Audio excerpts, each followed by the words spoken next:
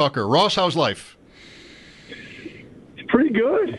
Yeah, I was just down in the Bahamas for spring break with my kids. Got back yesterday. I'm getting ready for the draft. I'm doing a Labatt Blue Light watch party at my favorite bar in my hometown of Reading, Pennsylvania. Yep. If you would have told me when I was 21 or 23, someday you're going to get paid to go to your favorite bar, watch the NFL draft, and drink Labatt Blue Light, I would have been like, "That's it. Then I'll know I made it." Forget the NFL, forget talking with you guys. Thursday night is when I will have officially made it. Love that. Well, we're very happy for you. I saw the picture from your vacation, or one of them, and I thought, this is going to be one of these times tomorrow where we're talking to Ross, and he's on a beach, and he might have had a couple, and that's fine. A little bit more energy, maybe. Not that you ever lack it, but it did turn out that you went home. So, for better or worse, we don't have beachside. We don't Ross. have Bahamas Ross. Bahamas Ross. Oh yeah, no, we are full-fledged back to reality, and I am on my way to pick up my daughters from one of their 3 dance classes, because you can't just do one. You can't just do one dance. You got to do jazz. You got to do hip hop. I think tonight is theater. I don't even know what theater dance means. What does that even mean? But anyway, that's where they are. It's a Tuesday at 5, isn't it? The three of us talking, and you're on your way to pick your daughters up. Well, Ross, we don't have as much time as we would during the season, I know. The Bills at pick 30. We've been talking about this in here every day since the Super Bowl, at least. And it sounds to almost every analyst like it's going to be defense there. Does it seem that way to you? I'm not as convinced of that as other people are, okay. Actually. I forgot, by the way, that the Bills had 2 second-round picks. Refresh my memory on how they got the other one. Stephon Diggs. Oh, my gosh. The gift that keeps on giving. That is huge, especially in this draft. You guys know I'm a big fan of Brandon Beane. And I guess you don't know how the draft is going to go.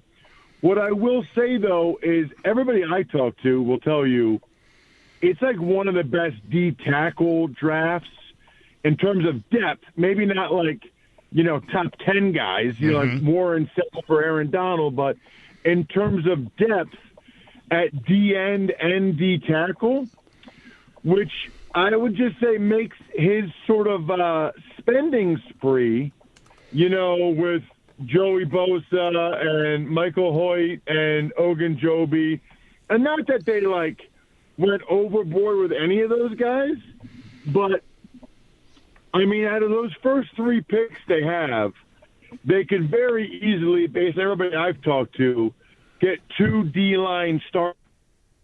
A little bit interesting that they kind of knew that, and they still went out and got Bosa and Ogunjobi and Hoyt anyway. What that speaks to for me, guys, is twofold. Number one, they saw what the Eagles do, and they saw what the Eagles did to the Chiefs in the Super Bowl. And then number two, you still can't count on those rookies this year. In other words, that sounds good. You can get starters in the second round.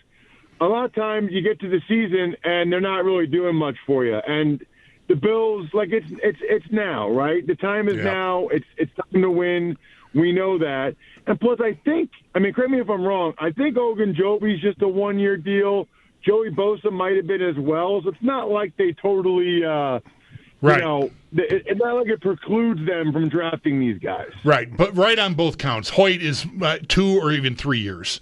More of a commitment on Hoyt, but the other 2 are just 1-year deals. What I'm wondering is this depth, particularly at defensive tackle, Ross, because there's 2 different things. You mentioned the Eagles, right? And just the hell they made life for Patrick Mahomes in the Super Bowl. And, of course, football fans all over America, all over the world, man, I need my team to do that. And, of course, the Bills keep butting their heads on the ceiling that, the floor the Chiefs are on. So I got to go do that. But the depth, I worry at 30 whether they can get a guy that can be as well-rounded as, because, Saturday, you'll be able to get a 330-pound guy to plop next to Ed Oliver and take up 2 blockers and keep guys off your linebackers, probably. But I don't know that you're getting somebody that's going to wreak havoc in the backfield. I think you got to get one of these guys, the Oregon guy or Harmon or Kenneth Grant, realistically, Walter Nolan, someone like that is going to be in the first round. And I worry they're going to be gone by 30 because they have the ability to do both of those things. Yeah, well, to your point, okay, Bulldog, none of these guys are really considered to be, elite prospects. Even Mason Graham from Michigan, who I think will be the first guy off the board, he's not like a physical phenom, right? Like, he's a really good player, but he's not one of these guys in these drafts where you're like, he's not Jalen Carter for the Eagles, right? He's not Chris Jones or one of these guys. And what I would say is, to your point, everybody knows how valuable D tackle is. I mean, the New England Patriots just made a guy who didn't really start until this past year and was never the Eagles' best defensive tackle. They just made him the highest paid player in franchise history, the Patriots did, Milton Williams. I mean, think about that. He was like a part-time player until his 4th year, and he still wasn't Jalen Carter. I mean, you watch the tape, Milton did some good things, but Jalen was the one that was always getting double-teamed, playing every snap, killing people.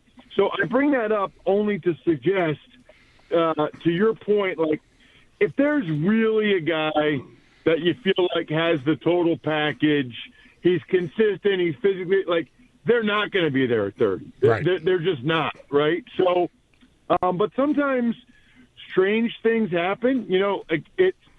It's insane that Jalen Carter didn't go till 9, but that's because he had some off-the-field issues. So, for the Bills, maybe that's Mike Green, the edge rusher from Marshall. Maybe teams are concerned enough about his background that he ends up still being there for them. At 30, I doubt it, but maybe. Or maybe Walter Nolan, from Ole Miss. And I don't think those guys will last till 30, but one of them might. And if they do, that doesn't mean they're like, think about this.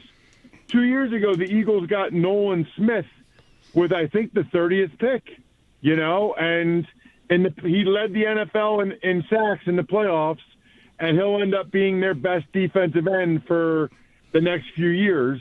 And he was still there because coming off of an injury, considered undersized, blah, blah, blah. So we'll see who that ends up still being there for the Bills at 30. But I wouldn't be convinced. I wouldn't be surprised because it is so deep. If at 30, if they have a surprise, wide receiver drop to them, I wouldn't rule that out. I don't think they would go there at running back because of what they got with Ray Davis last year, but I do think the James Cook situation is interesting. It's not going to be a tight end, but maybe it's one of the linebackers, right? They redid Milano's contract, so maybe if Shahad Campbell falls to them and they think he can give him some rush, but he drops because of his labrum, maybe they take him. A few minutes left with Ross Tucker. Ross, my favorite thing about this draft is the running backs, starting with Genty. I'm super eager to find out just what the league wants to do about them. Such a great and deep class, everyone says, at a time when, or maybe we're coming out of it, where we decided running backs were pretty much replaceable almost across the board. So I'm excited about that. I wonder what you think of what you've heard about the running back class. Yeah, so what I think is interesting there is, for a while there, everybody knows Genty's a truly elite player, just like an unbelievable player. I will say this, the amount of tackles that he breaks is insane, and it's incredible, and it's the biggest reason why you would draft him. But to me, it's also a little bit concerning. I mean, he's playing in the Mountain West Conference. How about making somebody miss every once in a while? You know what I mean? Like, I love that he can break that many tackles, but that doesn't mean I want him to. Might be harder to do in the NFL, you think? It's going to be harder to do in the NFL, and it's going to beat his body down. You know, like that's just even if you do break a tackle, you still took on that contact. So I wonder if other teams are thinking of that the way I'm thinking about it. The Omarion Hampton guy everybody loves, and he'll go in the first round. What's interesting, and we discussed this on today's Even Money betting podcast. All we did on today's Even Money betting podcast was talk about the draft and prop bets and where guys might go. And we really think we like the over 2.5 running backs. Mike, to your point, we think Travion Henderson is going to go in the first round. I think with what Jahmyr Gibbs has done in Detroit and what Saquon did for the Eagles, I think having a running back that's really good on third down and having a running back with that kind of juice, that kind of speed, I think people are going to say that's what we need. We need a guy that when we get him in space, you know, he can take it the distance, or he's got rare burst, or can take it a long way, or whatever. And I would not be surprised at all if Henderson goes in the first round. In fact, I would be surprised if he doesn't at this point. Quick thought on Travis Hunter before you go, Ross, just how spectacular an idea for a player this is, the so-called best receiver and best corner in the draft, both. Yeah, no, I mean, I did Colorado State last year for CBS. I don't know if you guys remember or not. I don't say this lightly. I think he's the best college football player I've ever seen. Wow. What people don't realize is, especially in today's day and age of college football, with all of the up-tempo offenses, guys, he was playing like 140 snaps a game. You know, in the NFL, both offense and defense, they only play about 60. They probably average 60 to 65. I mean, this guy was playing more snaps than are in an entire game in the NFL, offense and defense, which is just insane to me. And I've had people tell me, you know, on the Ross Tucker podcast, Todd McShay said he is the best wide receiver and he is the best corner. You know, Fran Duffy, who does a terrific job, he graded Travis Hunter as two separate players. Travis Hunter, the receiver, and Travis Hunter, the corner. And both of those guys were top 5 prospects for him. You know, so two different guys with the same name. So we've just never even seen anything close to this. There's a lot of different interesting aspects of it. Obviously, like I'd be shocked if the Browns did not take him. That's who they need to take. But, you know, where do you start him? How much do you play him on the other side of the ball?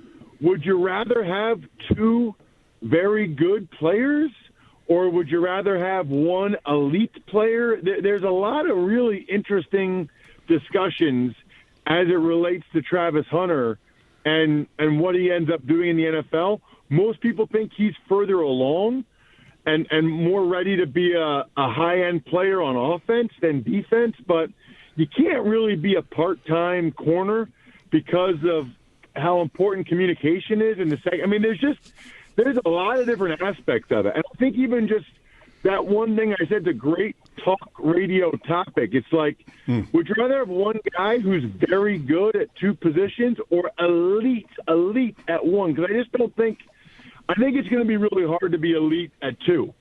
So then you have a decision to make. Yeah, I mean, you're talking about wear and tear on Genty. I think there's a wear and tear point about Hunter playing both sides in the NFL, too. Otani. Very good. No question. Ross, thanks a lot for fitting us in. It's always great to have you. Hey, it is my pleasure. Great to talk.